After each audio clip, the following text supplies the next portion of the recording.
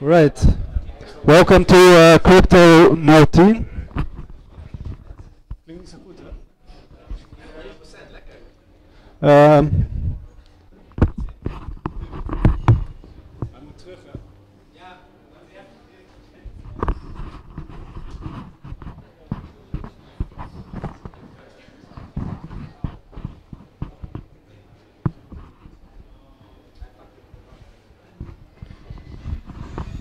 Ik moet hem eerst zinken.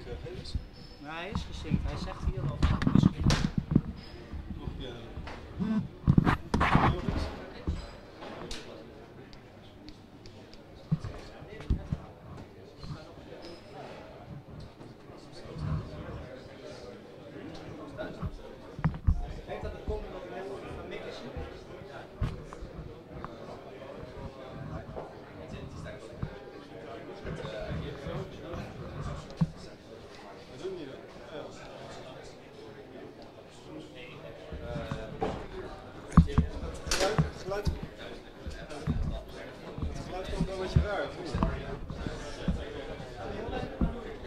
Alright, good evening everyone. Welcome to Crypto010. We start with a small introduction from Mayo from 42 Workspace. It's like this. I'll just work that. Yeah, don't worry. It's gonna be. All right.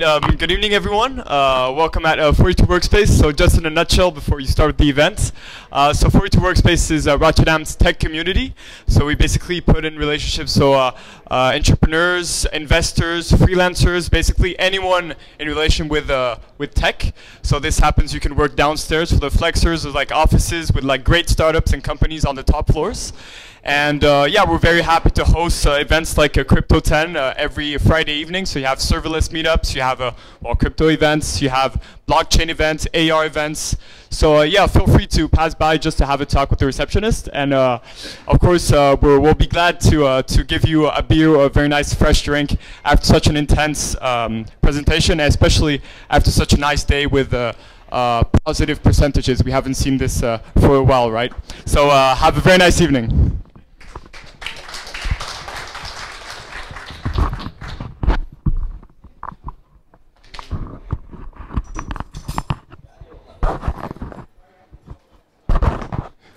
Right, so I hope you can hear me. Yeah, first welcome to Crypto010 April edition 2018. Thanks Mayo for the introduction of 42 Workspace. My first point is that I would like to thank our sponsors, Alex Hogebrugge from Crown and Lauren Harrington from Kora.network. Yeah, please give them a warm applause.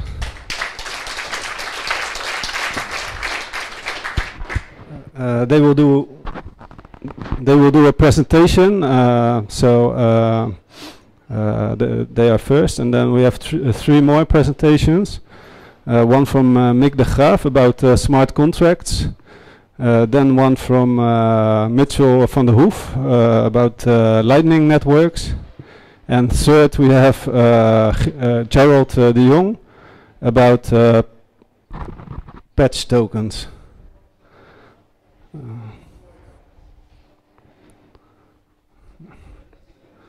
Yeah, doet al.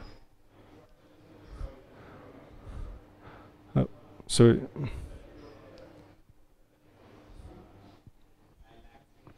All right. So yeah, before we go into the presentations, there will be open mic. So there will be an opportunity for you to step in and do a 1 minute pitch. But before that, I will do a short price update and also a news flash. It will be just very short because there's not there needs to be a lot of time for the presentations. So yesterday was so normally we don't really discuss the price because we don't think it's that interesting, but it's also not uninteresting. So we don't want to avoid it. So yesterday was quite a significant price event. The price of Bitcoin recently decreased, as you all know. and yesterday it touched about 6,500 US dollar, and then something happened, what is called a short squeeze. And yeah, basically a short means that if you're betting against the price, so if you expect that the price goes down, you win money.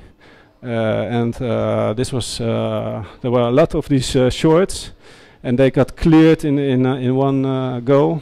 And a lot of people lost money yesterday, but there were some people who won a lot of money. But fact is that the price raised with about $1,000 in 1 hour.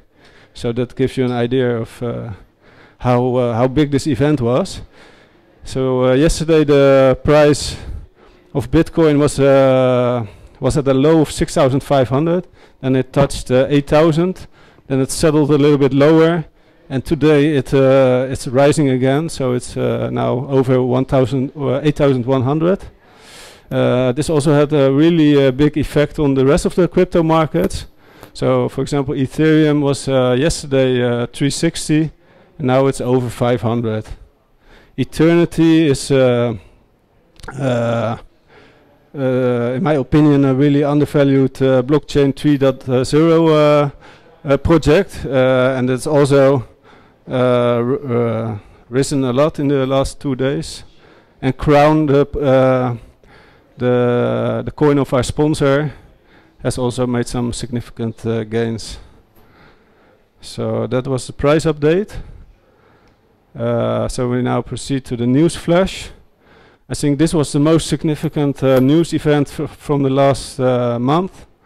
So actually this was already in play a lot longer, but early March this was actually published. That the Mt. Gox trustee has sold 400 million in Bitcoin and Bitcoin Cash since September 2017. And he still has 1.9 billion USD to sell. So yeah, this created a big panic, I guess, on the markets. And early March the price was, I think, around 12,000 USD. But this message just drove the market straight into bear cycles.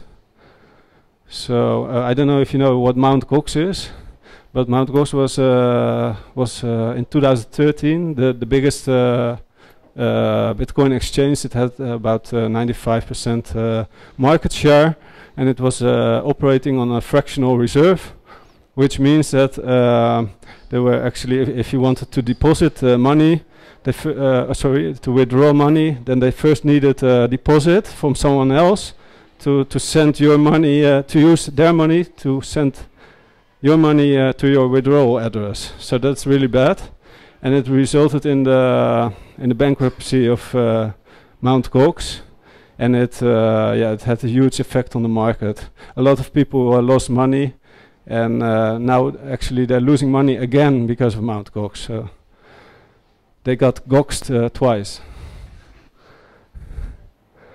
So there was also some positive news. According to some news sources, the 3 richest families in the world are ready to get into crypto. The Rockefellers, Soros, and the Rothschild family. And yeah, we don't know what will be the effect of that.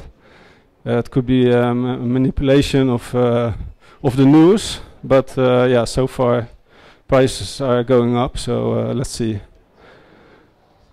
So that was the section of the news flash. So now I want to give some people the opportunity to pitch their project.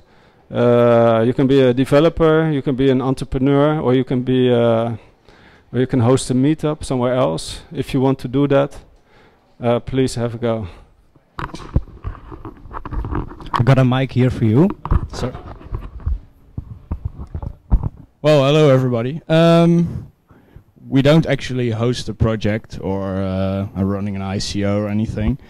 On to the contrary, we are advising ICOs and doing marketing for them, doing advising on many things, such as which KYC provider do you go to, how will you do the banking, who's going to run your Telegram chat, who's doing website security, who's doing the website layout, tokenomics, many of these things pre-ICO.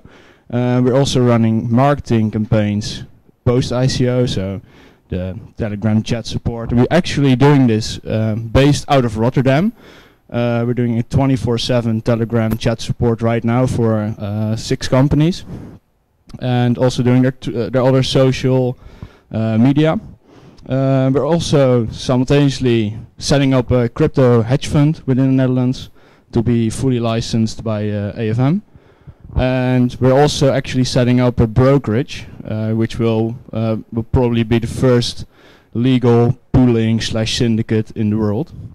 That's what we're working on. We're actually looking for copywriters, marketeers, people who have a lot of crypto knowledge, basically. So if you're interested, just reach out to me after all the presentations. And yeah, sure. Yeah. My name is Mels. The company is called Informace. We have a couple of colleagues who just came in here. They're around the corner. Yeah, sure. Reach out. It's a long minute, sorry.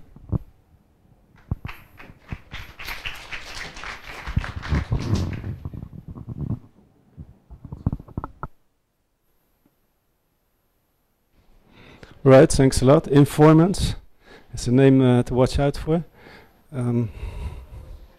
Anyone else who wants to do an open mic? Right, so we come to the presentation part. First 2 presentations are from our sponsors. The first speaker is Alex Hogebrugge. He is the European ambassador for Crown, Western European ambassador. Yeah, I know him as far as I know him, he's a really helpful, assisting guy on Telegram, which gives me always a good vibe. So this also tells me something about the project. So without further ado, please welcome Alex.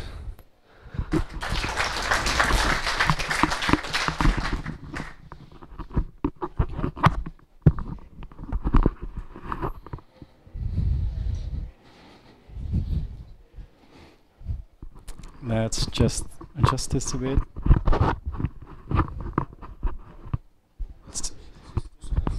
Yeah, it's a bit too large for my head, but we'll manage. Do you have the clicker? Thank you very much. So, welcome everyone. Thank you for joining. I'm going to give you a brief explanation of what the Crown platform is and what we're doing. I only have 15 minutes, so I don't have too much time to go into the details, but I'm going to try to rush you through it. So let's start with an overview of what we're going to talk about. First of all, I'm going to speak about who we are, what Crown is, who the team is, what our history is, so I'll give you a quick overview of how we came to where we are now.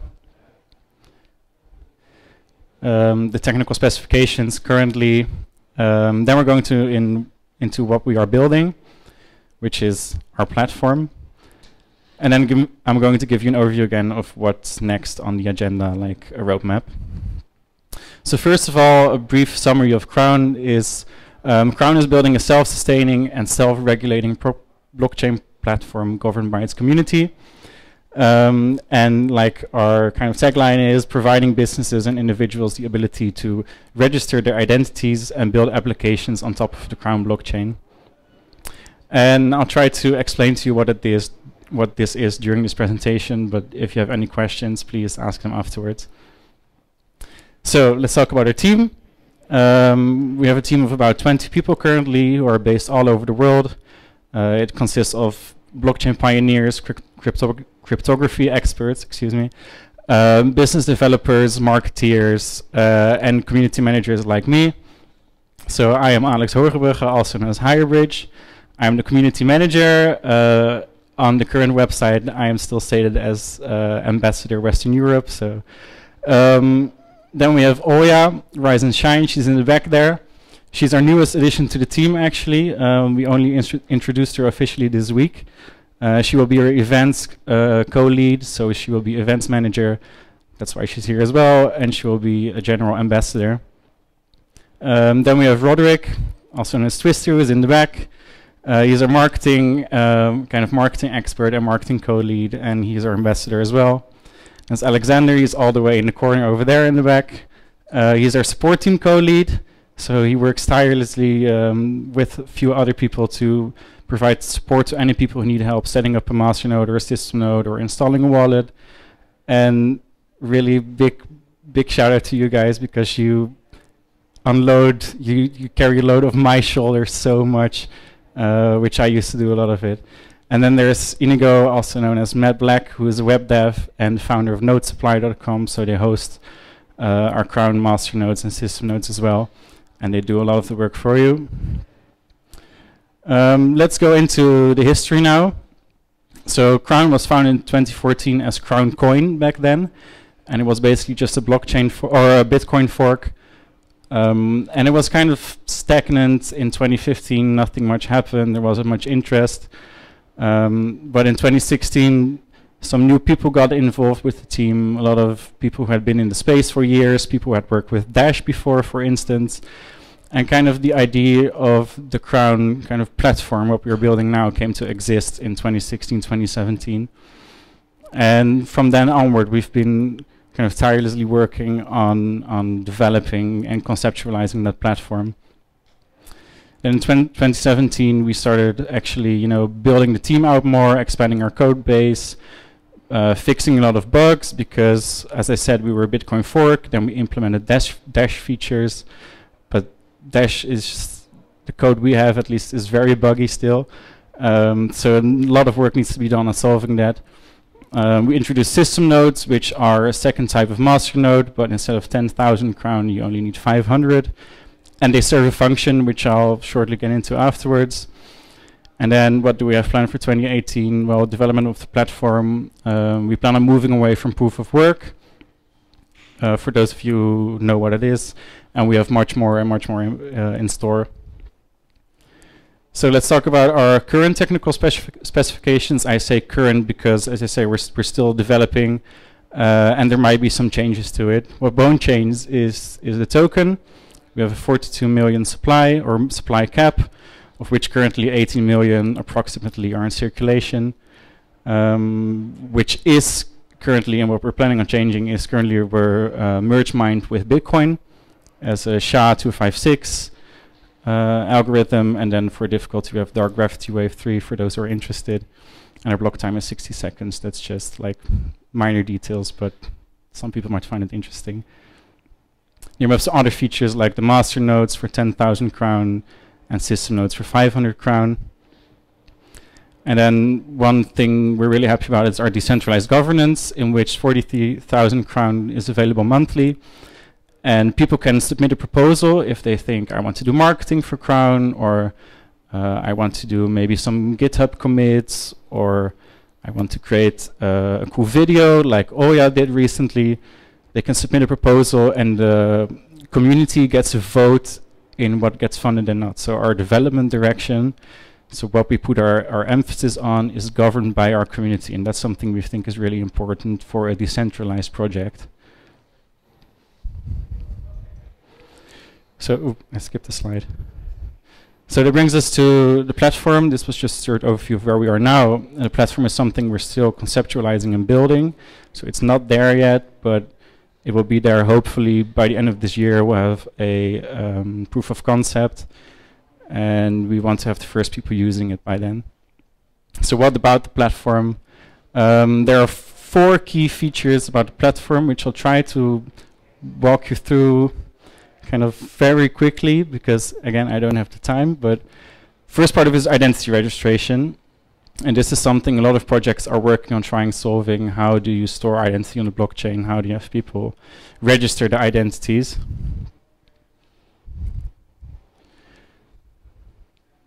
Keep skipping. Okay. So we want to allow individuals or businesses to register their identity on the blockchain, but it's not just that.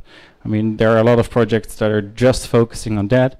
For us, it's part of a bigger plan because we want to build this platform which contains decentralized economy apps, and that's kind of like a weird term which doesn't say much on its own. But what these economy apps are supposed to do is we want to build an application platform where those verified individuals or businesses can build an application, tie it through an API, so a programming interface, to the blockchain, and host a business. And this can be anything. You're purely limited by your imagination. This could be, imagine I've written an ebook that says, or that with the title, what's Bitcoin and how to avoid getting wrecked in a bear market or something. It could be you want to create a marketplace, or with so many people moving away from Facebook, you could build an entire new Facebook. It's all up to you. These apps, or this API will allow these apps to use an API for payments, so easy payments through the blockchain, timestamping on the blockchain, and these identity registrations. And these three kind of main functions serve a purpose to create this platform we have in mind. One key feature of that is scalability through distribution. Because if you just have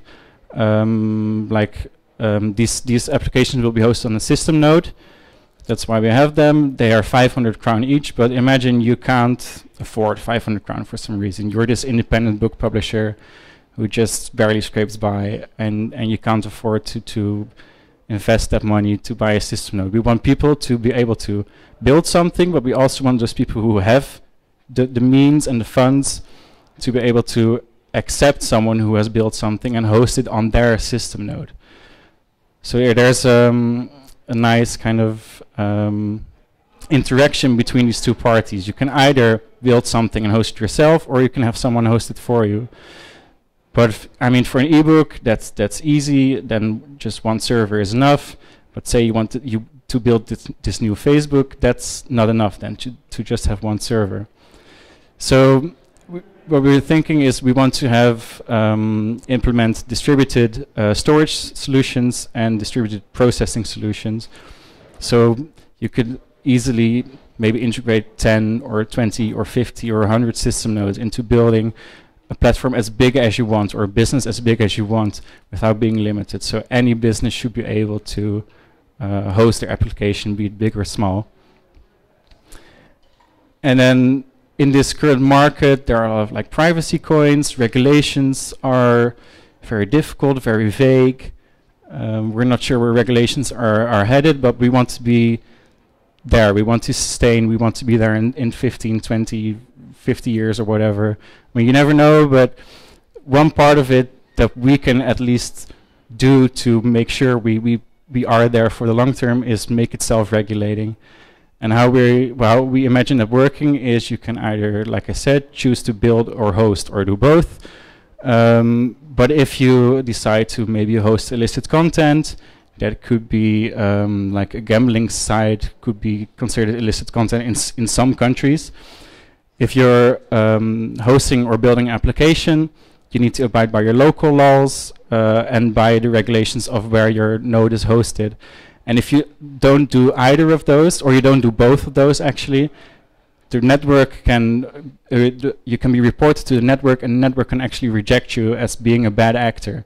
If that happens, the identity you have registered on the blockchain will be blacklisted, and you won't be able to host applications in the future anymore. And I think that's one way to alleviate like the stress of regulation on the platform itself, but give it out to the network and make sure everyone, does their share of good work and reports things that are bad, and make it an as legally compliant platform as possible. So that was like a really quick overview of the platform, as quick as I can give it, basically. And we'll go through it step by step to kind of help you visualize this. So the first step is you create a business ID in your head. I want to publish an ebook, for example. or something that just has use of blockchain technology in your head anyway. The second step is registering your identity to the blockchain. The third step is developing the application or the business through this API. Then you can either decide to host your own application or if someone else hosts it for you. And the last step is, or the last step and then forwards, is anything legal can be hosted indefinitely on this network, and the bad actors get banned. So what's next? We've developed what I think is the easiest masternode and systemnode setup in the entire crypto space, and we really want to stay ahead of the curve in that area. So I'll give you like a short video, I think it's 2 minutes, I know it's 2 minutes, of how a masternode and systemnode setup works. This is systemnode in this case. Could you click play? Thank you very much. So walk you through it, it's a bit small. This is a testnet wallet in this case. You go to the system nodes tab here and you click new system nodes in the bottom, or new system node. You have an IP for your node. You copy that and you paste that into the box that pops up and you just give it a name, in this case SN01 or system node 01. The wallet then will automatically send a transaction of 500 Crown for you, as you can see here. And it will generate a private key for you, which you can just copy and paste in your text file. You don't even really need that, but just for clarity's sake, I've done it here. In the meantime, the transaction takes a few minutes to process. Until that's done, you can start by preparing your VPS or your server. So this is, I mean, you don't need to remember this. There's a whole forum post, which you'll see in a few seconds. I'm now just logging into my VPS.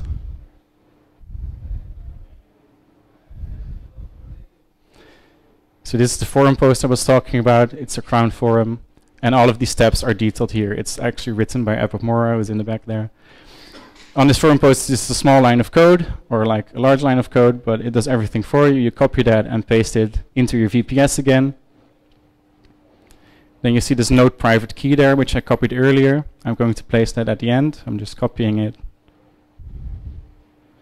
and pasting it there. I press enter, and all of it is done for me. I just have to wait for that to be done, for my transaction to be done. So I'm checking it now.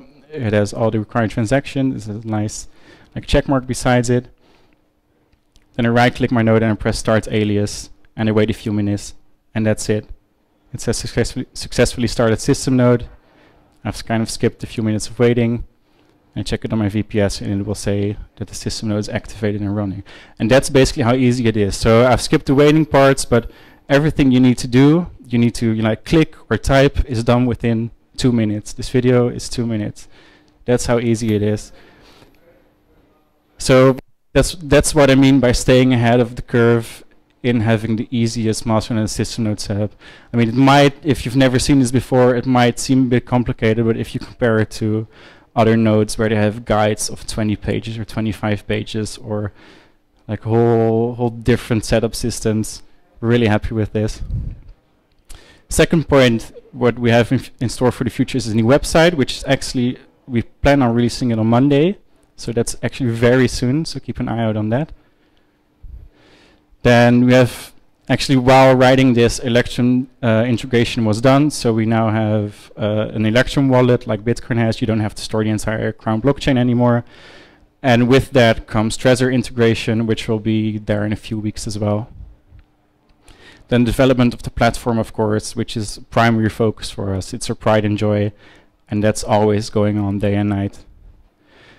And then, like I kind of touched upon earlier, we're moving away from proof of work to something that's faster, a lot faster, less vulnerable to 51% attacks, like proof of work has very strongly.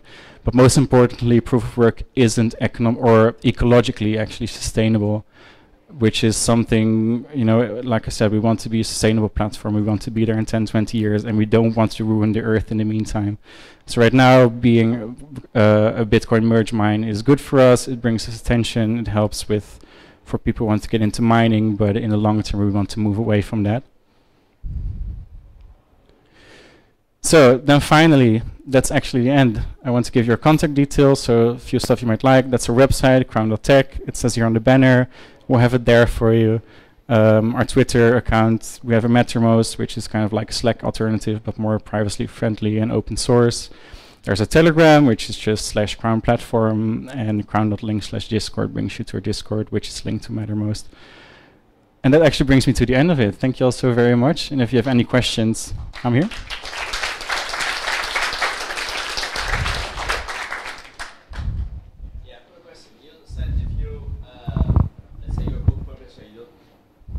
I've got a question. You say, let's say you're a book publisher and you don't have the funds to buy a note for yourself for 500 crowns. Somebody else can host a system note for you. Yep. So how do you get in contact with those people? Let's say you want to make the new Facebook, and is there an easy way to get in contact with the people? So to get in touch with someone, I mean, we don't have a system for that, but we might create an interface of people who are just, you know, providing nodes or providing storage or providing processing power. We plan to make that as easy as possible as well, but in the beginning it will probably just be, you know, you go into our chat and you find someone. There'll always be someone. But we really actually plan to create a nice interface for it where you can just have a few clicks and have a contract automatically signed with your private key or something, and have it from the other side as well, and it being that easy. Any Over more there? questions? I see your hand here. So when it comes to hosting content and all that, how do you deal with GDPR compliance? GDPR compliance, could you explain it to me? General Data Protection Regulation.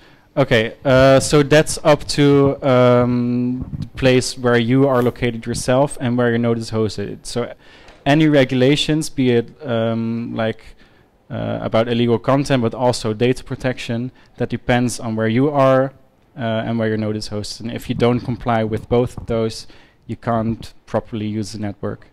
But the content gets distributed to other nodes too, right? Yes, well, and if you decide to have a distributed storage solution, you have to comply with all the laws of those. Like the same goes for Facebook. You know, if they have their storage servers in the Netherlands and the US and in Belgium or whatever, they have to comply with rules for all of those, and it will be the same for us. So it's basically up to the end user to make sure that they comply.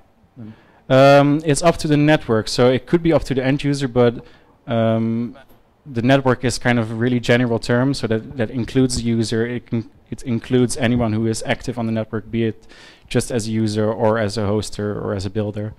And if you see anything, especially if you're a hoster and you're hosting an application by someone else, and you see that's not legally compliant, you can just cut off their access and say, I'm not hosting this because this is not compliant. So Yeah, but if I keep hosting this, I'll be in violation as well. yeah, but it's not really about the content. It's more about the location of where it's hosted. Yeah. So can you somehow, basically predefine where your content is going to be at? We should do, yeah. Okay. So like I said, that it's still in the conceptual phase, but we plan on like finding a hoster, seeing where the hoster is located, maybe seeing how the reputation is or something like that. Okay. But we plan on making that all as easy as possible. Yeah. And I have one totally unrelated question. So if you're switching away from proof of work, what are you switching to? Proof of stake? Or? We might switch to proof of stake in the meantime, but we have what we call the third way solution. And we can't talk about it that much because we're a bit scared of other people stealing it. Because we think it could be a game changer, but we really need to, I mean, it's still concept right now. We need to work it out fully, have it peer reviewed, have it rigorously tested. It's just more an indication of we want to move away from proof of work, and it will probably be the third way, but we might have an interim solution with proof of stake. Yeah, like what you regular proof of described stake. sounds very interesting, so I'll be watching. Thank you. Any other questions?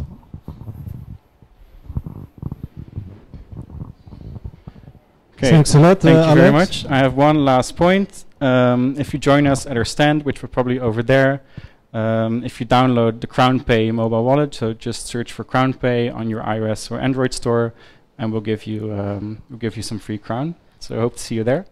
We are recognized by our stickers. Don't trust anyone else. Thank you very much.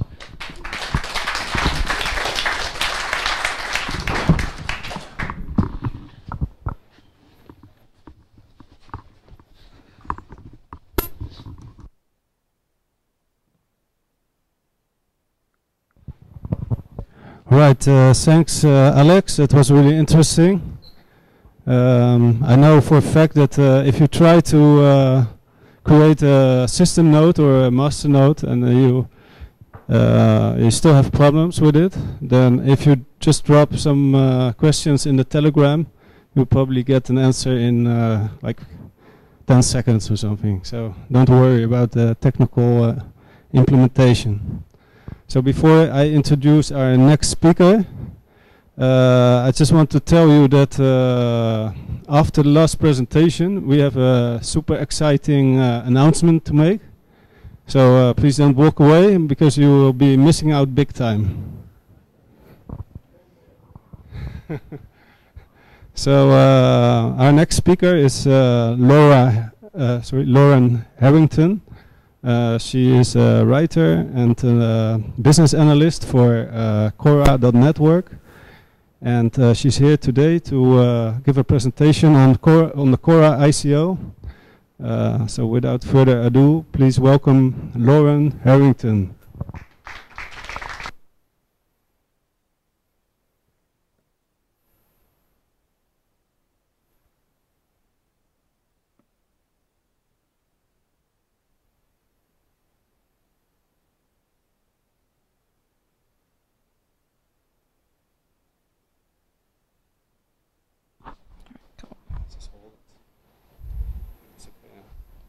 We put it in there.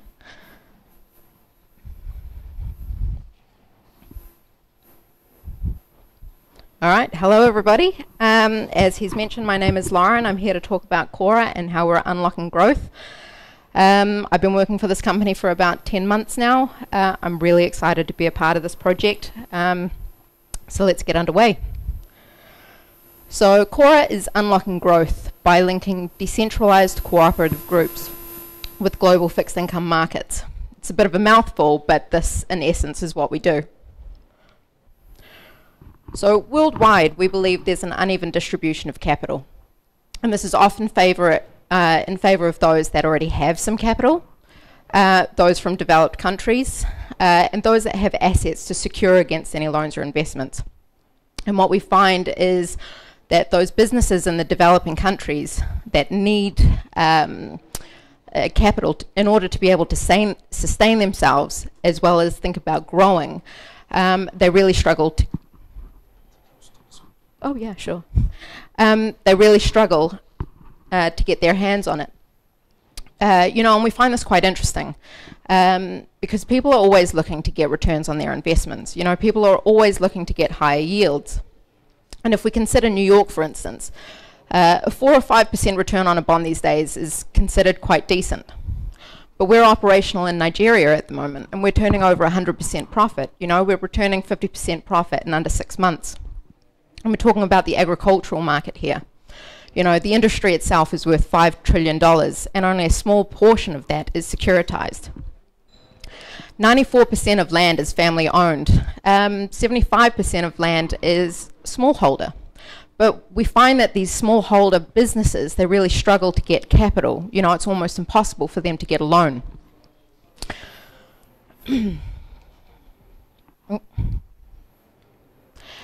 And we find this is largely because they don't have any assets that are considered investment grade, which leads us onto this perception of this high credit risk when dealing with these producers.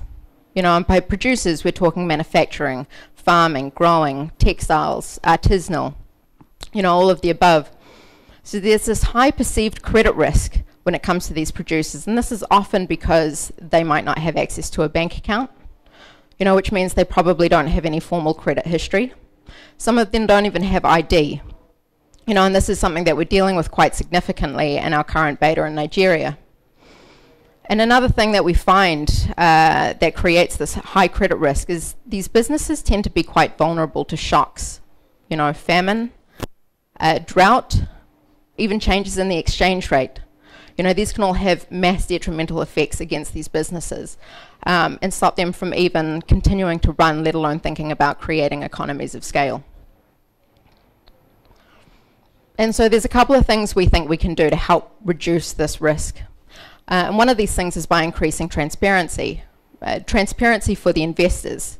You know, often when money goes into a business, it'll go somewhere relatively high up, it'll get deposited and might trickle down the business somewhere. But no one really knows where this money goes. You know, no one really knows how this money is being spent. And so what we want to do is we want to increase transparency for the investors. We want to give them governance over how that money is being used. If investors aren't happy with the way that funds are being dispersed, they won't be dispersed. And so this is one way we think we can help to reduce the credit risk, is by increasing this transparency and giving the investors more confidence.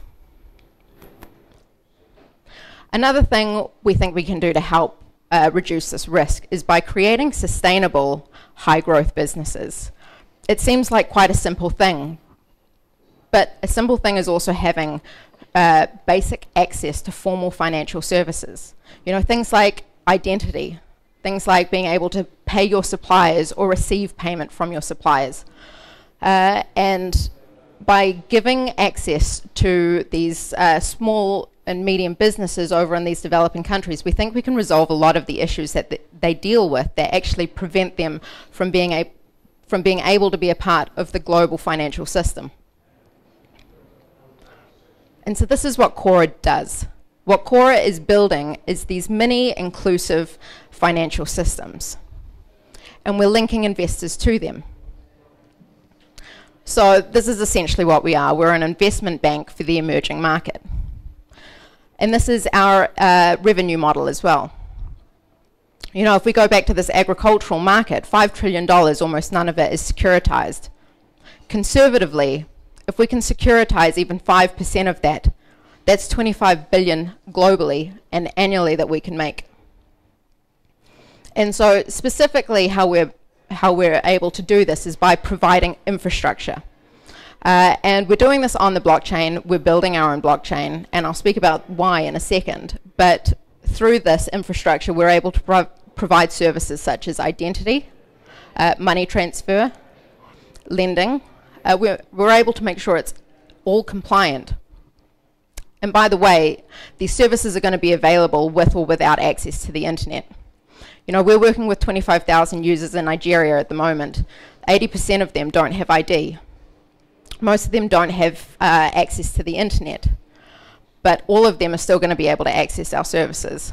And we're working with telecom providers over in Nigeria to help provide these services via SMS and USSD. But by the way, for those of you that do have access to internet, our app is available on Android and it's coming soon to iOS, so feel free to download that. So going back to why we have to build our own architecture, why we're having to build our own blockchain. When it came to researching blockchains about a year ago and what one we may be able to use, we couldn't find any that met our requirements for financial services.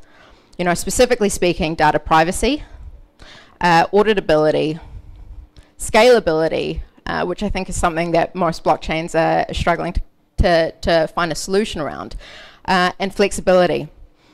And specifically going back to this data privacy, as you mentioned earlier, we've got GDPR coming into play.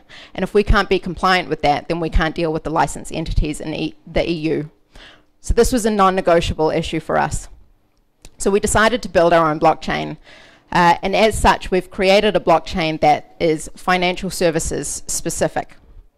And how this works, without going into too much detail, is we've got these mini financial systems, and they will run their own private consensus rounds on their own private network.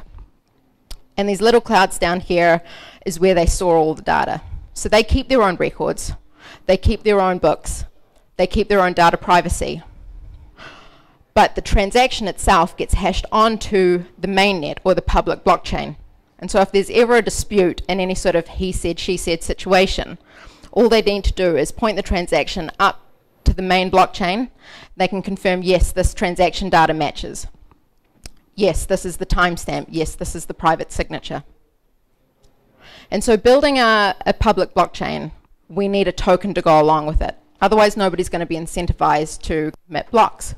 So we've created our token, the Kora.network token, or KNT, and we are running an ICO so we can help decentralize ownership of KNT and therefore our network. And we're drawing on a relatively rich history of an algorithm that's been used quite successfully in the past and is having variants of it created for future use. And this algorithm is delegated proof of stake. And this is used by the likes of EOS, used by BitShares, Cosmos, Lisk, to name a few. And essentially, token holders, they're going to get governance on the network. So they're going to be able to have a say and vote in who becomes the block producers or who doesn't. Additionally, they're going to be able to receive block rewards or a portion of the transaction fee as block rewards along with the block producers. So just a few more slides. So we're currently operational in Nigeria. We've got 25,000 farmers, and we're dealing with domestic payments with them. We're resolving issues around that, and the three issues mainly being the cost and time for traveling 2 hours to the city every 2 weeks, the lack of efficiency in terms of having to wait 2 weeks for your payment, and also the risk regarding carrying cash all the way back to your city. But we've got a couple of other betas lined up as well. We've got Peru and Bangladesh. Peru is a similar beta to Nigeria, but we're working with coffee farmers and coffee exporters and dealing with payment systems around that. The Bangladesh one is probably our next biggest one. It's a little bit different. We're working with the Bangladesh cooperative bank over there that's got over 35,000 users, and we're doing a 30 million equity offering with them. And we're going to distribute tokens which are backed by shares in their company. And the interesting thing about this is it's only going to be offered to Bangladeshi diaspora. So those Bangladeshis that are living in the UK, in the EU, in the Middle East, wherever, they're going to be able to invest in the development of their own country. And a couple of years later, they're also going to be able to collect dividends from that as well. But another thing that we're doing with Bangladesh is we're redesigning the back end of their system. So this cooperative is still working on a paper and pen-based model. It's obviously very inefficient. It's not secure at all. And so what we're doing is we're going to move this system onto a blockchain-based architecture. We expect to have at least 100,000 users by the end of 2018, and you can see we've got a few other pilots in the works as well. So this is our fantastic team. Obviously, to point out a few, we've got Dixon and Mau Mau. They're our co-founders. Dixon's background is from the UN. This is his third financial inclusion startup as well, one of which was previously already acquired. Mau Mau, whose background is in fintech and in AI. And another person to point out, we've also got a full-time CFO on board as well. We are thinking about becoming a licensed entity somewhere down the line. And so in order to do this, we need to make sure that our books are completely compliant. We've also got Gideon Ortega, so he's on the ground running our African beta full-time. He has previously worked for an NGO in Africa working towards financial inclusion as well for 5 years. So he's the best guy that we could have to do this. And here we've got some of our partners and advisors. So we've got Morrison Forrester, they're our legal counsel, PwC are our accountants. Another thing is that we haven't designed our framework from scratch. So we're using the same framework that's been used by the Central Bank of Cambodia through Soromitsu. We're also working with Stellar and Ripple to help with our liquidity and cross-border payments. And we've also got some very impressive advisors on board as well, one of which is Faisal Khan. He's a leading banking and payments consultant. There's not very many experts in this field, especially when it comes to cross-border payments. And so we're very lucky to have him on board. And he's helping us with designing our structure for how we're going to move forward with that later as well. And that's Kora.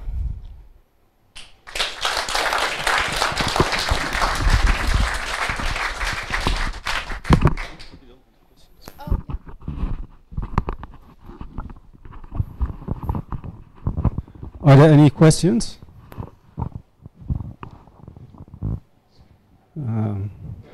Just to make rows of 4.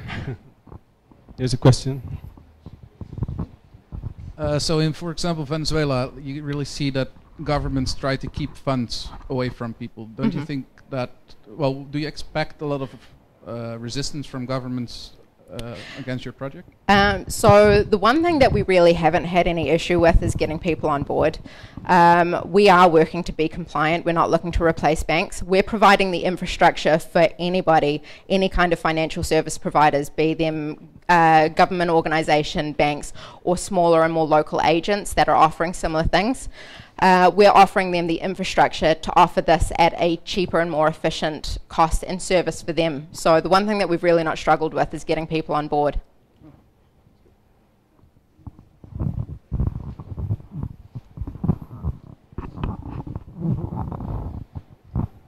So what platform are you launching your ICO on? So we're running on an Ethereum testnet currently, but we've got our blockchain currently being developed, and that'll be released later this year. So first Ethereum ICO and then a dedicated blockchain. Yeah, so our token is ERC20, and like say at the moment our beta and everything is being run on the Ethereum testnet, and then shortly we'll be moving over to the mainnet. Okay, got it, thank you. Cool. I got a question as well. Oh yeah. I saw the Eternity logo on your sheet as a strategic partner. Yeah, so that's the one thing that I'm not really permitted to speak about just at the moment. We're waiting to do a press release together. So okay. All in good time. All right. All right, so... disappointing answer. Thanks a lot. No worries. I think that guy... no, one more. Changed his mind.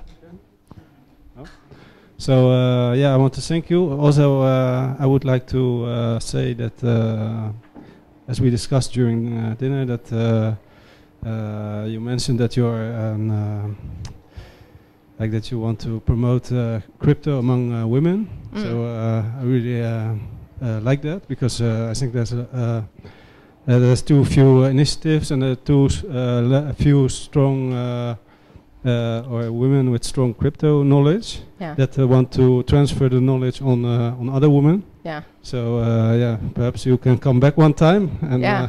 I mean, look around the room. It's great that we've had some more females enter in the last couple of hours, but it's still unbelievably uneven. And so yeah, I mean, it's so fantastic when we can see more women entering the space. All right. So that would be great. So thanks a lot. And. Yes, she came all the way over from Berlin, so please give her a warm applause.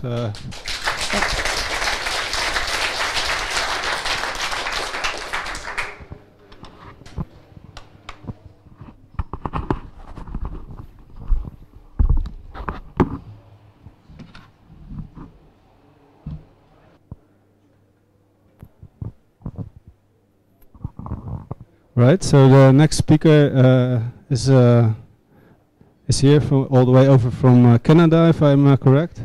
His name is Mitchell van der Hoeff, and he's going to tell us something about Lightning networks. So please give him a warm welcome.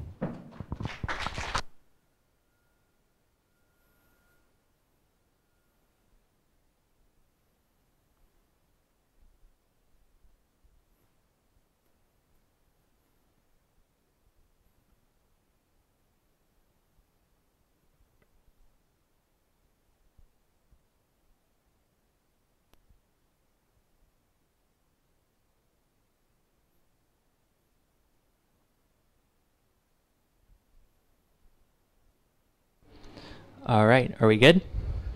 Excellent. Could I get the clicker as well? There. All right, so this one is next. All right, so my name is Mitchell, and I'm going to be talking to you about Lightning Network today, which is a scaling solution on top of Bitcoin that promises instant transactions. So let's talk about Bitcoin. Bitcoin is great because it is the first working cryptocurrency that is decentralized, secure, and anonymous. First of its kind. Amazing. However, we all know in this room, big problem with it is that it doesn't scale. And what that means is that beyond a small set of applications and a small group of people using it, it's not able to grow past that. Now, why is that? Two reasons. First, it's slow. So, in general, it takes 10 minutes to confirm a transaction. And if you're in a cafe and you want to get a coffee, you're not going to want to wait 10 minutes for your transaction to be confirmed. before you get your coffee. Neither do you want to skip that part, because if you don't, then your transaction will be insecure. The whole point of Bitcoin is this security without a central authority. So this is a big problem. Second of all, it's expensive to use. This is very high fees. At the moment, it's around 15 cents US dollars per transaction, but I'm sure a lot of you know that in December 2017, it went up to $34 per transaction, median transaction fee. The problem with this is not so much that, because 15 cents is not a terrible transaction fee, but the problem with this is not so much that it is expensive, but that it fluctuates so much. You don't know beforehand how much this transaction is going to cost. So the Bitcoin and other cryptocurrency ecosystems have been asking themselves, how do we scale? How do we open up this ecosystem to be used by more than just these small amount of people and the speculators on top of it? Well, in 2015, two very clever people came up with a scaling solution that they call the Lightning Network. White paper, end of 2015, as you see here, which promises instant transactions for Bitcoin. Now, how does it do this?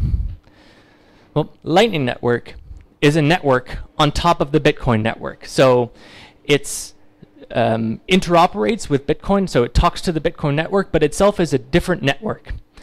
And the way you would use this as a user is, if you had Bitcoins, you'd be able to put them onto the Lightning Network and then immediately, instantly transact with anyone else on the Lightning Network. And at any point, if you want to withdraw your coins back into Bitcoin, you're able to. So it's kind of like moving up, kind of like taking cash out of an ATM and then being able to spend it all over the place. Or if people are familiar, putting your money from a cold wallet, cold storage, into your hot wallet and then being able to use it. So how do we do this? What is the magic sauce behind this? Well, the fundamental building block of the Lightning Network is called a payment channel. A payment channel can be seen as a virtual money tube between two people. So in this case, we have Alice and Bob, and let's say that Bob is a cafe owner and Alice is someone who wants to get a coffee there. What they can then do is use a payment channel, start one, and then basically be able to perform any amount of transactions between that would change the balance between them. And it works something like this. To open a payment channel, Alice and Bob both lock an amount of Bitcoin into what you could call a Bitcoin smart contract. And this smart contract is a special property in that you have to have a piece of information, technically a transaction, that reflects the state of this channel. And you have to, that piece of information has to be signed by both parties to be able to withdraw that money. So this is maybe the kind of the most subtle part of the whole payment channel story. But basically, two people put their money into this contract and then on the side keep an up-to-date state of what the state of that channel is, what the balances are between them. And at any point, any participant can then take the latest state of that channel and put it on the Bitcoin blockchain to get their Bitcoins back. Once they've done this, when they've opened this payment channel between two people, what you can do is very simply send a transaction. So in this case, let's say Alice goes to the cafe that's owned by Bob and wants to buy a coffee for 0.02 Bitcoin. It's probably a very expensive coffee at this point, but what she can do is she can propose a new channel state. She can propose a new configuration of balances between the two participants in the channel. And she can sign it herself. And once she sends it over to Bob, and once Bob signs that saying, yes, this channel now, I accept your change that I now have 0.02 Bitcoin more than you have. Once that's signed, that basically means that transaction is settled between the two. And basically what you have here is an instant transaction that took place with Bitcoin between two parties. So that's already pretty amazing. And there's very clever security mechanisms to make sure nobody else can cheat the other out of this money, which I won't go into because it's a bit technical. However, there's, of course, a problem with this. Oh, sorry. There's a problem with this. The channel is only between two people. So this works well in the case that Alice, Bob is a cafe in her neighborhood and Alice goes there a lot. But this doesn't work well for most cases, because most cases you won't already have like a rapport with someone. You won't have a channel open with them, and having to open a channel is quite a big upfront cost. So this doesn't work. So let's turn it into a network. And this is the kind of the innovation of Lightning Network, is being able to arrange these payment channels into a network of payments that will allow you to pay anyone else on the network and not just the one you have a channel with. So how does that work? Well, let's take a really simple network of just 3 nodes. Once again, we have Alice and Bob, but in this case, they don't have a channel with each other, but instead this Alice has a channel with Carol, and Carol has a channel with Bob. And as you can see here, same story, but then 2 of them, so 2 channel states with 2 ledgers as to what the state is. And if Alice wants to send a transaction to Bob, all she has to do is propose a new channel state to Carol, and then Carol can propose a new channel state to Bob, basically routing the money through Carol. Now, once again, there's clever, pretty complicated security mechanisms to make sure that in this case, Carol cannot steal the money, because you would naively think that you could get the 0.02 Bitcoin from Alice and not send it through. But there's security mechanisms to make sure that doesn't happen. But basically, you can route your payment through. Once everyone signs the new channel state, you will now have done a payment to Bob through Carol. What's the consequence of this? The consequence of this is scalable instant Bitcoin transactions. So being able to pay anyone on this network instantly for very low fees. On top of that, you also get things like privacy. You can do cross-chain swaps. But the most important thing is that now you do not have to wait 10 minutes to be able to clear a transaction. You can do it instantly, provided that they're in this Lightning network. So what does the future hold? Well, for the future of Lightning Network, we need 2 things. There's technology, so the software being developed, and adoption, which is people using it. For technology, just a month ago, Lightning Network was launched into the mainnet of Bitcoin. So now it's actively being tested on the mainnet, and it's very much still in alpha stage, but there's a lot of people working on that. There's a lot of people working on wallets for phones, for desktop, for web, all these things. There's a lot of development going on right now, just started. Secondly, adoption. That's, of course, always a complicated situation, but you would imagine that a case like what the lady from Kora was talking about with developing countries that have a real problem with financial institutions, Venezuela with their distrust in the government's currency, or just merchants that for some reason don't have a payment platform, or people that want to store a value that's not currency, whatever reason, there have to be some people that start using this. But the fact is that it's a network. So the network effects will mean that once you have some usage there, the network will feed back on itself and start growing really fast.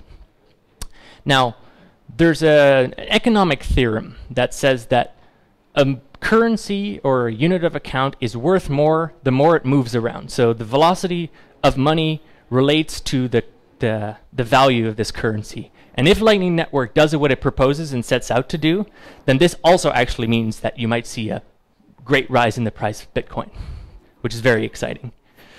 Thank you.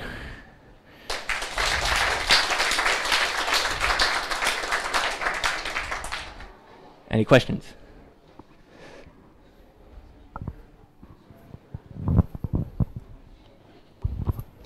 Yeah, in the example you had from Alice sending money to Bob through Carol. Yeah. What's the incentive for Carol to sign the message?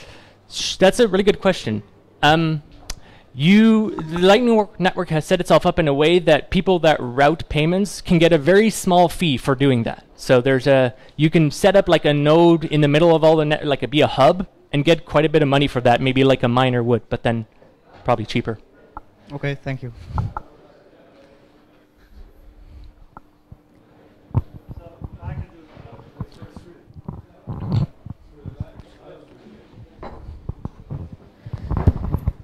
Yeah, so in this example, if Bob is not online, how can it be instant? I mean, Bob, yes, does have to sign this, but I mean, that has to kind of happen anyway. I mean, not in Bitcoin's case, but in most cases, what you would do is have like a machine that doesn't necessarily have to be online, but it has to be able to sign something. And so you'd kind of propose a new, or say you have to send a payment to this and sign it. Does that make sense?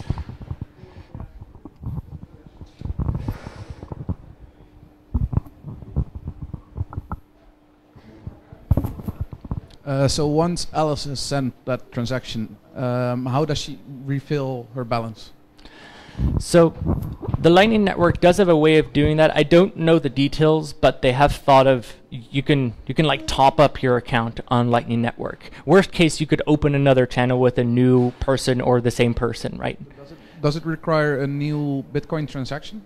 Yeah, it does. But then how do you tackle the fee issue?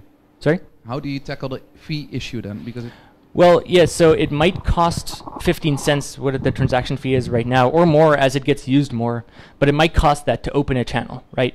But that is kind of akin to opening a bank account. Well, I get that, but like when you want to refill the balance, yeah, you would have to do another transaction, or yeah, or buy it somehow from someone on the network to send it through to you through the network. Yeah, okay.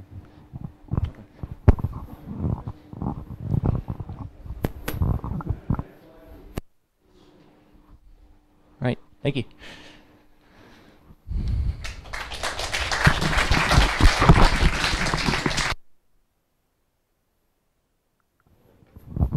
All right. So thanks a lot, Mitchell. Before this meetup, I tried to look you up on LinkedIn, and I came on a profile with Mitchell from the Hoeff, who worked at Facebook and Uber and all these cool companies in Silicon Valley. Was that you? Wow, that's really awesome. Big respect. Hello, hello. So the next presentation is by Gerald de Jong. He's actually the father of Mitchell, and yeah, I know him a long time. He's been an early visitor from our meetup. I think he dropped by in 2014 when we just started. So I'm really happy that he's here and doing a talk. So please fire away. All right. Thank you very much. Welcome. I guess I'm the last speaker, so I'm between you and the beer. Oh, there's one more. Okay. Yeah. Well, as you can see here, I'm one of these people who started programming a long, long time ago, and I've been doing it ever since, and I still love it.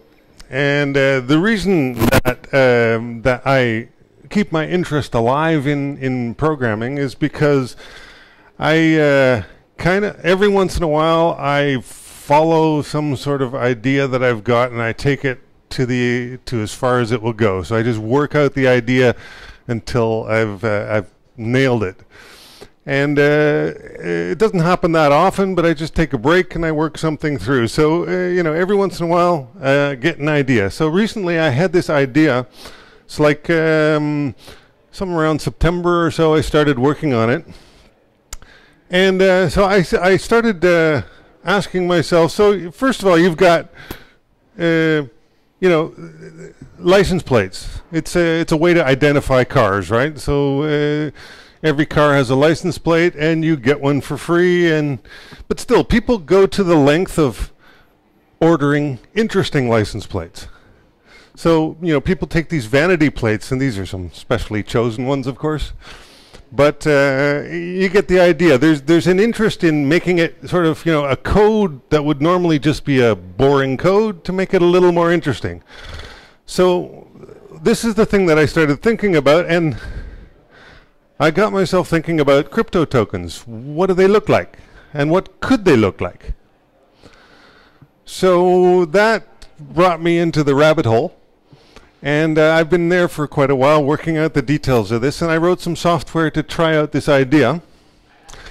So I'd like to show you tonight. It's a work in progress. I'm not nearly finished with it, and I'm really looking for ideas and collaborations. So if anybody is sort of struck by the idea, or if you have somebody you know who might be interested in pursuing this further, be sure to contact me. So let me just take you into my rabbit hole. Thank you for coming along. So a token. If you we have this idea of an ERC20 token, which people tend to know about, and it's just an amount of money that can be divided up and moved around. It's just like money. And then a little later on, this new phenomenon appeared, the Cryptokitties, where you have actual collectibles. So that's a token that you can actually own. And it's not divisible. You can't chop it into pieces. You just own it. You can sell it. And there's Cryptokitties. There's rumors of some other kinds of crypto things around, which I've heard about here. Crypto Pepes. But so these tokens, what do they look like? So I thought about what is a token? A token is 256 bits, 256 yeses or nos. And so I thought, well, what do I want that to look like? If I wanted to look like something interesting, what would it look like? So I started dividing it up into these pieces. So I'm going to focus on this right now. The other two, we can talk about that later, but I'm going to leave that for now. Like I said, it's a work in progress.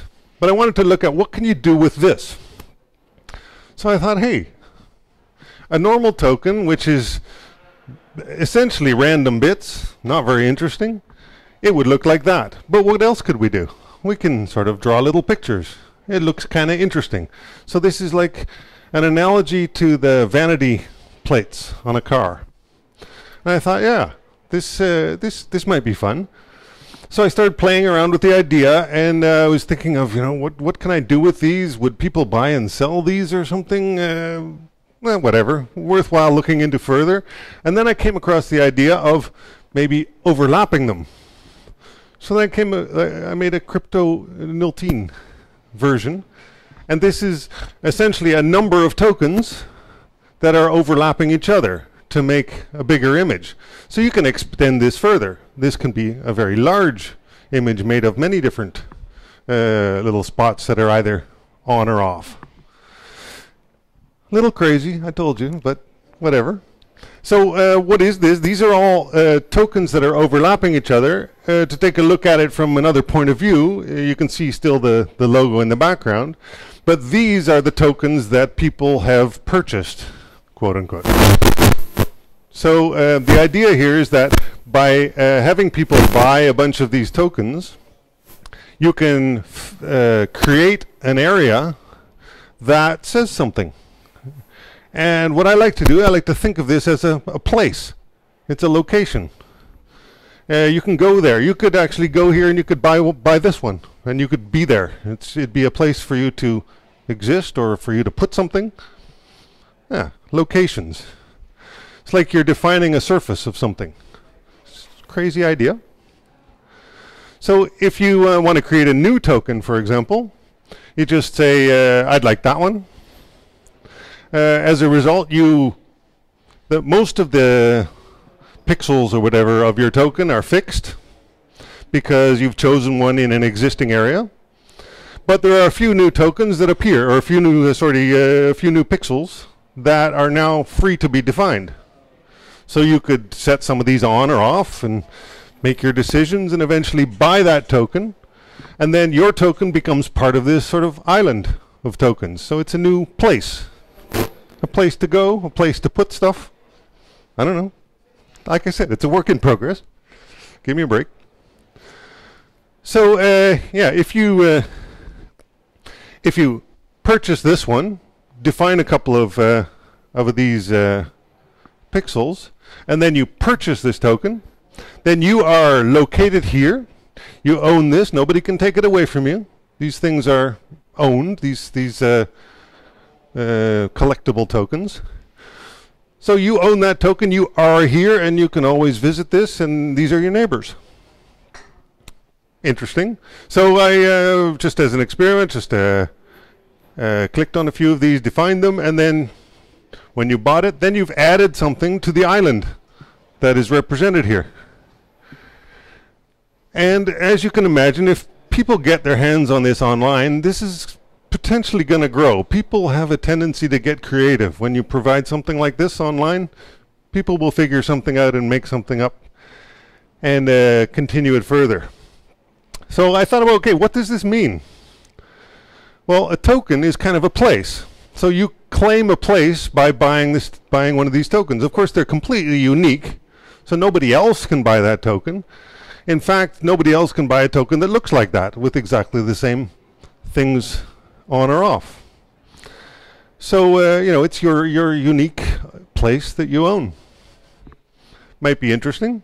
You have 6 neighbors potentially, because every one of these hexagons has 6 neighbors around it. And we can sort of build islands with each other and create places. So if you look at this, like I was saying here as well, it's kind of urban in the sense that it's fairly tightly packed. In fact, this is a structure that is, by definition, tightly packed. You can't fit any more in this location. So I'm kind of calling this a sort of a location. It's a place, and it's kind of urban because there's a lot of things around you. And if these things will tend to grow, then there's going to be a lot of people or Cryptokitties or Cryptopepes, or I don't know what people are going to place there. That's what I'm talking to you. I want to get some feedback, maybe get some connections. Maybe you know somebody who could take this idea further with me. But it's like creating a little piece of the city, of a city, a new city. And the fact that you own this position means that you the place is defined by the landmarks that you can see. And the landmarks are the pixels that are turned on or turned off. So if you imagine, like if you look at this one, there's a lot of people buying tokens in the neighborhood here, so it's very densely packed. Everybody owns these overlapping tokens of each other, so they're actually neighbors of each other. And you could say that these tokens are owned by a lot more people than the ones at the side. So there's a lot more overlapping tokens in the middle than there are at the side. So what I created another little rendering of this where you can see how many owners there are by the color. So you can see that in the middle there's a lot of owners of this area here, and there's less owners at the side. Now, if you start to buy tokens here, if people start buying tokens, then this will expand further, and this is sort of an expanding terrain. Interesting. Ultimately, what I want to do with this is I want to put it in a place online so that anybody can come visit. And what's the shape of that place? Well, I want it to be like a planet. Because on each one of these areas here, you can place these islands, and there could be many of these islands, and they could all gather together, and eventually we have one worldwide planet where you can visit the places that you own. Kind of a crazy idea, but in a way it's decentralized location. Locations are defined strictly. You know exactly where you are. Nobody else can occupy that location. It's yours. But the only way it's defined is by the landmarks around you. There's no such thing as... oh, I lost a slide here, I think.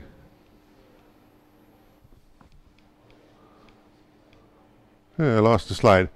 Oh yeah, no, there it is. There's no such thing as Greenwich, which is the zero mark in time, right? The Greenwich Mean Time. There's no such thing as Mecca. There's no central location of any kind. There's no such thing as the North Pole. So we're talking about location, but there's no reference frame. So, you know, it seems strange, but it may not have seemed strange to Einstein because he knows all about relativity, so everything's relative. There's no reference frame necessarily. There is on the Earth, but that's just coincidence. So if we create a place like this where you own your spot somewhere on this planet and you can go visit it, and maybe you can meet the people around you who own the places nearby. Or you can do a flyover and see the Cryptokitties or the Cryptopepes that are located there. I mean, it's a way to put all of these crypto tokens into a location. And this location is, interestingly, it's not, you know, there's no reference frame, there's no coordinates. It's just that you buy a location on an existing island, or you can create a new island and get other people to join you on that island. And eventually maybe islands could meet, join up, fuse together, and form bigger islands. So, like I said, crazy idea, but terribly fun. And I think at some point there's going to be a really interesting application for this. But I need your feedback to find out what to do with this. So if anybody knows anything, or if you wake up in the middle of the night in a cold sweat and you think, Now I know what he should do with that. Please contact me. Here's my contact information. I have the software written. I have it on my laptop, so if we have a beer later on, I can demo if somebody wants to see it live. And so ultimately, it could be a way of intentionally choosing the bits of your collectible token, whereas normally nobody cares what the bits are. They're just random, sort of, from if you just look at them. So that's the idea. Thank you very much. Any questions?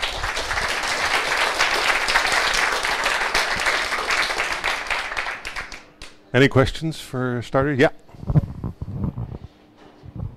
So if you got a place that's overlapping, like you got more people owning the same spot, like in the middle, the wet parts. Yeah. So who gets to decide if the pixel goes on or off, or is it fixed? Yeah, the way the decisions are made, the terrain is defined by people who buy new tokens. So it's illustrated sort of here. If these are the existing ones that people have bought, the green ones are potential. You could buy them. You can't buy these yet because you need to have a bridge to them. You can only buy ones that are next to ones that exist. And the reason for that is you've committed then to a whole bunch of terrain. You've decided that you are here, and all these bits have to be exactly correct for you to have that place. But if you go to the side here and claim a new one, then most of the pixels are already predefined. There's nothing you can do. But there are a few new ones, and you get to set those. So when you set them, you buy that token and it's fixed forever. So it allows people to create the country or create the island as they go. Clear, thank you. Any more questions? Have you ever heard of Reddit Place? Reddit Place? Yeah, where they made an image. 1,000 by 1,000 many people, yeah. Yeah, maybe you can look at the gamification they did there. Yeah, I've seen that, and that was sort of vaguely an inspiration for this, but there's a difference here because this is ownership. This is actually purchasing. Mm-hmm. So yeah, what I wanted to do, or I'm still not sure what to do with this, but I'm thinking if I put this online and people can actually buy these tokens, they don't have to be terribly expensive, but people might buy thousands and thousands of these things, so it might deliver some money. What I wanted to do was sort of tie it to a charity, so that every time somebody comes here and they want to add some new terrain, they would buy tokens, but everything they spent would be spent on something good, something useful. Good idea. Yeah. Thank you.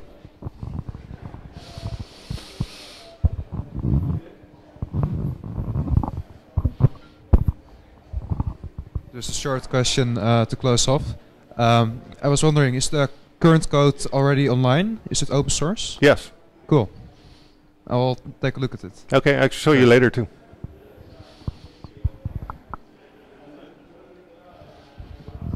So did you say the map can grow? Sorry? Did you say the map can basically expand? Yeah. But you also turned it into a globe at some point. So yeah. Then how would you grow it once it's a globe? Good question. Well, it doesn't have to be closed. You could, let me just skip on here. I'm not sure yet. But in theory, you could put islands on here and let them float around. They could float near each other. They could keep a distance from each other. Anything is possible.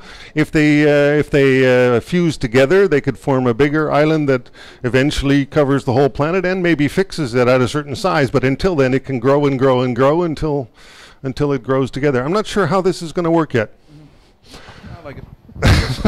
and also, like a couple of years ago, there was actually a project which was basically a large image, and you could buy a pixel within that image. So maybe you could look at that too. Yeah. Just a suggestion. Yeah. It also reminded me a little bit about Second Life. Yeah. Where you, if there would be a token economy in there, then you could actually buy things.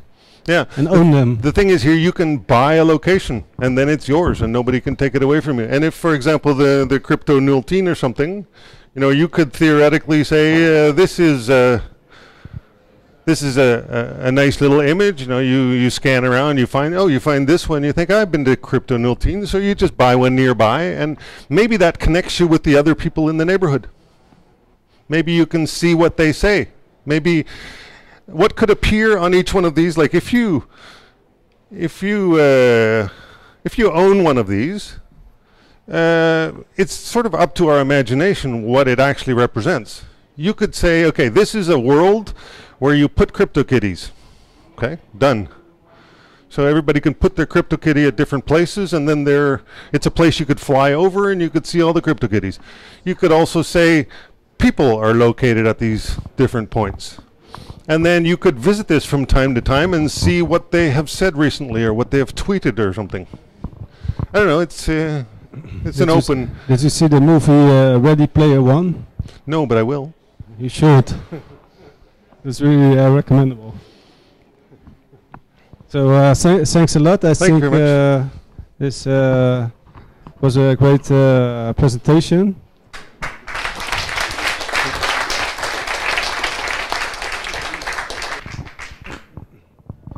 Right, our next speaker is Mick de Graaf.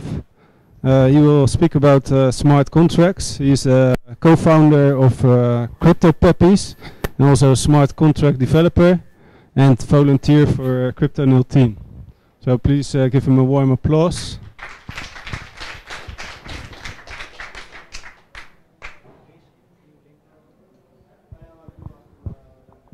And please, after the presentation, stick around for the announcement. The really special announcement.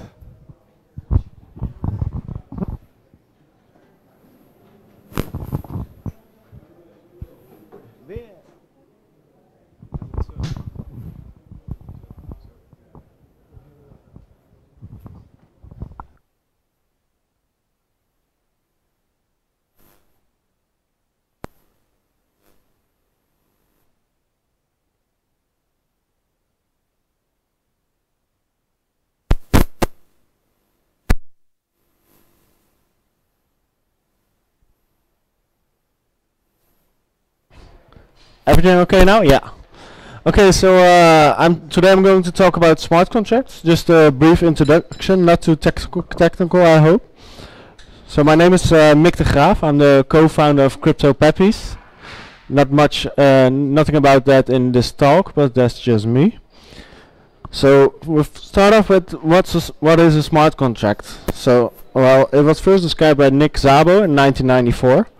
And it's a smart contract is a computer protocol intended to facilitate, verify, and enforce the negotiation or performance of a contract.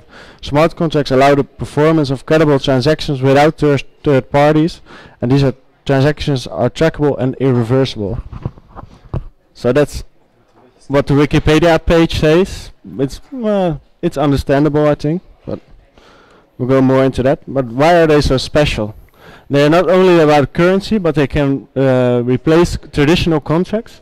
They are trustless alternatives to internet services, but right now you have to trust the websites you visit that they actually do what they say they do. They cannot go down because they run on the blockchain. And fuck the banks and notaries because they've been robbing us out of our money for too long, and there are better alternatives now. So there's no more black box because you can verify what happens on the blockchain. I don't know if you guys are gamblers, but I think a lot of people have played, for instance, roulette online, and you never really know if it's digital or even if it's videotaped, if the outcome is really random. So they can give you screwed odds and you would lose a lot more than normally in roulette. So smart contracts have an address. Just like any normal wallet, you can send stuff to them. They have code that defines the logic behind them, and you can define that code by yourself when deploying. They can store data, so you can save stuff on it. And they can have funds in them, so you can send money to them, and they can do things with that according to the rules of the code. And they will change the world if used correctly, like the thing from an example of that are ICOs. We all know about them. You can create last wills on them, so if you die, what happens with your money. You can have savings accounts or marketplaces or create tokens like ERC20 tokens. well, some smart contract platforms. You have Ethereum, Eternity, Neo, RSK, and a lot more, but today we're going to talk about Ethereum. So to write a smart contract, you need some kind of programming language to write the code in. With Ethereum, it's mostly used one is Solidity. It's based on C++, Python, and JavaScript, and it targets the Ethereum virtual machine. So let's build. Hold on, build. We're gonna build a last will. So what happens when you die with your funds that you put in it? What we need some way to notify the smart contract you're no longer alive. Be able to appoint someone who gets the funds when you die. A way of putting in funds, and a way of pulling out funds before death. Let's say you need the funds or something. So how does the smart contract know you're alive? Because a piece of code is not on your body checking if you still have a heartbeat or something. Well, it's quite simple. Just stop telling that you're alive, because if you're not saying you're alive, then you're dead. So we have some variables in the smart contract, and it's the beneficiary, that's the one who gets the funds. The owner, this the person who can say he's alive. The time when the funds can be withdrawn by the beneficiary. And some functions like sign of life, so you can say, hey, I'm alive. You can withdraw when alive, withdraw when you're dead, and get balance just to check the balance of it. So yeah, I hope it's not too complex, but we're doing a live demo. You should never do that, but okay. Well, first we define an address, and it's public so everyone can see it, and that's the owner. Then we say who's the beneficiary. There's also an address.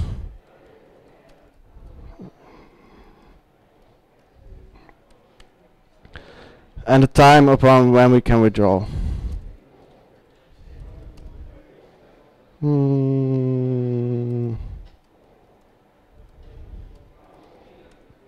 Okay, so with that set up, we have this callback function, so we can add funds to it. Otherwise, it will just reject all the funds.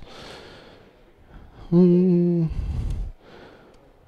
create some function to get the balance.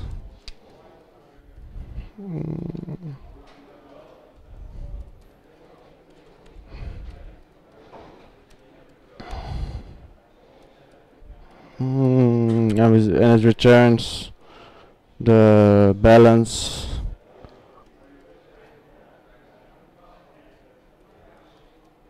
of this contract.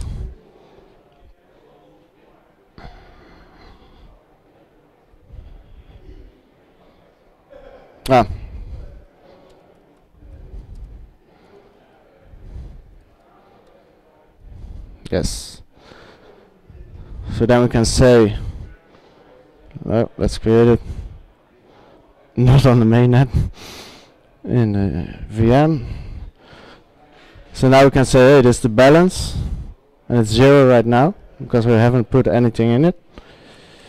Then we create a function to withdraw when alive, and we say only the owner can do this. So the sender of the transaction has to be the owner. And then we do owner.transfer get balance. Yep.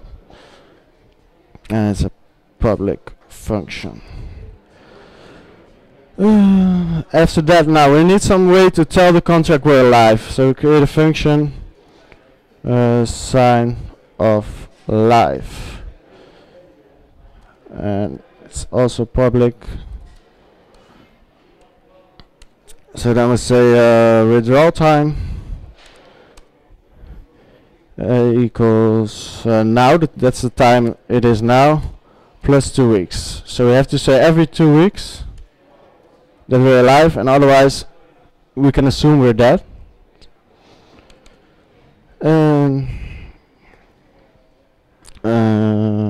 We create a function draw upon death, I forgot one here. Only the owner can say he's alive.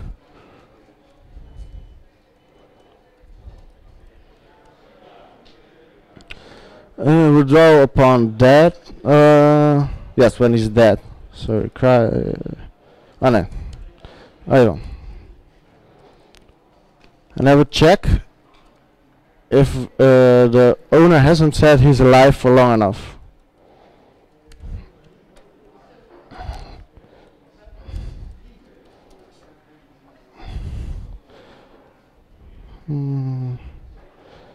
And we're almost there, so bear with me now. Still an error there, but we'll fix that.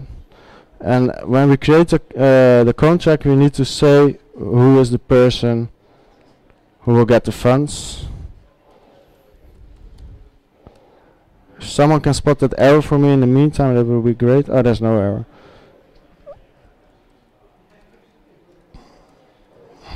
So say, well, the owner is the person who creates the contract, the beneficiary is the person who we say the beneficiary is, and we'll give our first sign of life because we're alive, because we're creating the contract for it.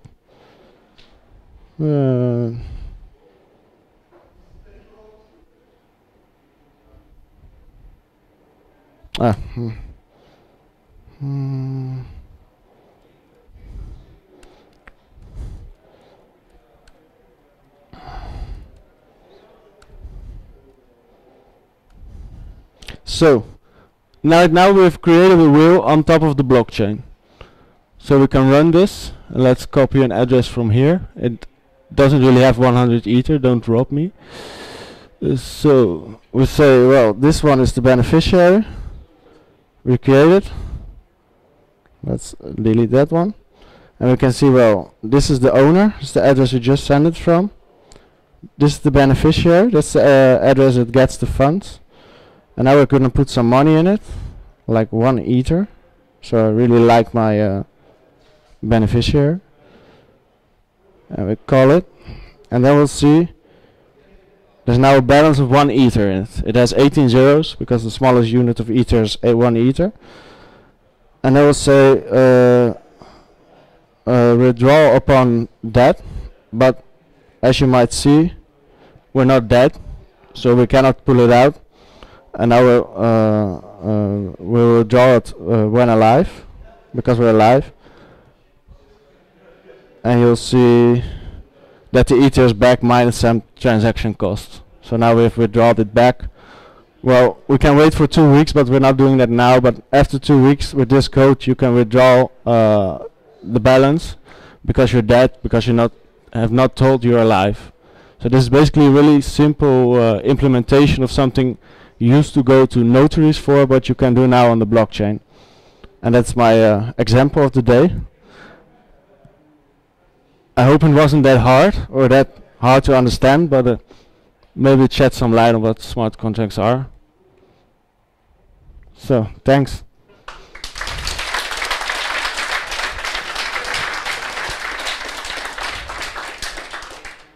Are there any questions from the audience?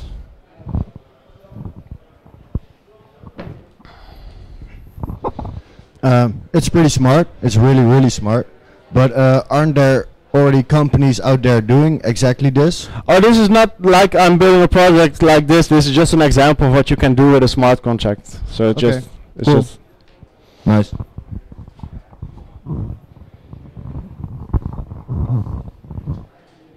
Any other questions? Notes? How does the contract know when you are born? Well, it doesn't need to know. It only needs to know that you're alive and when you're dead. So yeah. Maybe for the. Yeah, you can also create a contract. Let's say for a child, if it's born in 18 years, some money in it gets released, and you can. Hopefully, if Ether rises like crazy, it will be crazy rich or something like that. It would be really cool if you could this was an idea of mine which I actually can't tell here, but I will do it anyway because I'm not working on it. Some idea was that you could when you know that you're going to die, you are going to make like a contract that will give like heritage, or how do you call that? Yeah, like a sum of money that you want to give to your child, but you don't want him to get it in one time, because you know he will go off partying, and so you want to do it monthly. Yeah, you could extend it like you can only withdraw once a month within this amount, and then yeah. But it's just really simple, this one. So it's only like 5 minutes work or something. Yeah, 5 minutes of extra work, and then you would have yeah. All right. So when I die, I will come to you. Okay. Before you die, you should come to me. Not afterwards. All right. So thanks a lot, Mick. This was a real interesting presentation. I think. Yeah, I hope it made sense. Yeah, it makes sense. Yeah. So please give him a warm applause. Yeah. Thank you.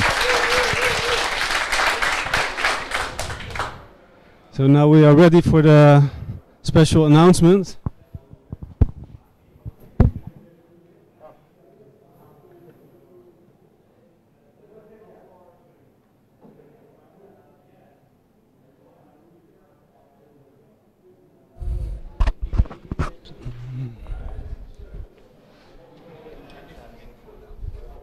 Ja, dat was de oude presentatie. Ja, gewoon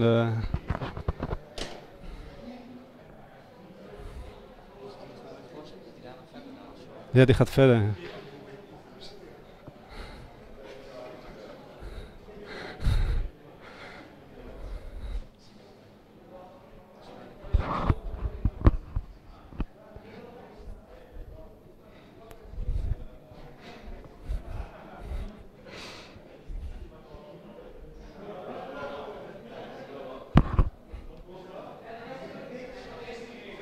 Right, I hope you're ready for the really special announcement.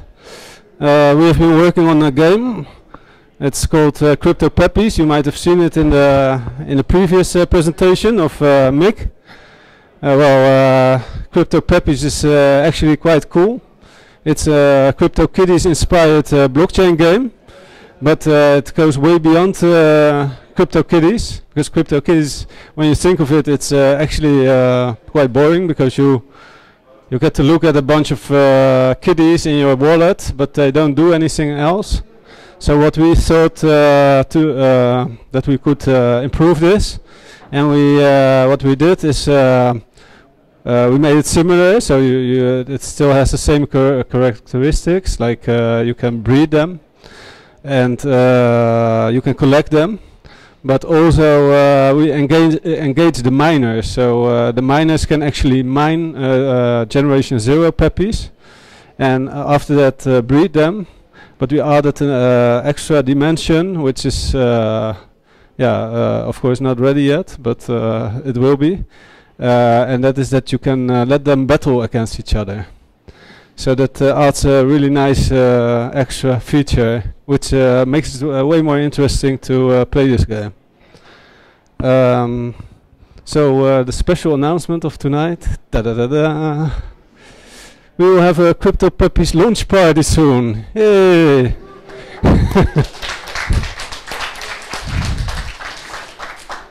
So during this night we have some plans to make this extra appealing. So we are thinking of getting a DJ. Of course, you need a DJ, but he has to wear a peppy suit and also a peppy hat, mask, of course. So if you know a good DJ who is prepared to wear such a suit, please let me know. We also have some other plans. So if you, probably a lot of people think. This is bullshit, you know, peppy, it cannot be anything, but actually there's a business model behind this, so we think it's really interesting, and we're having fun at the same time. So what better than that? So if you have ideas how to, extra ideas for the evening, or ideas how to market this internationally, then please reach out. We have some ideas, like there's already a big peppy community out there, so we want to invite some key members from this community, and so that's basically it. Hope to see you at the party. And please, we can wrap the evening up. Big shout out to 42 Workspace, also to Crown.tech and Kora.network, our sponsors. Mick, Mitchell and Gerald for their great presentations. And of course the volunteers. So yeah, with that I don't want to keep you any longer from your drinks. Let's network and thanks.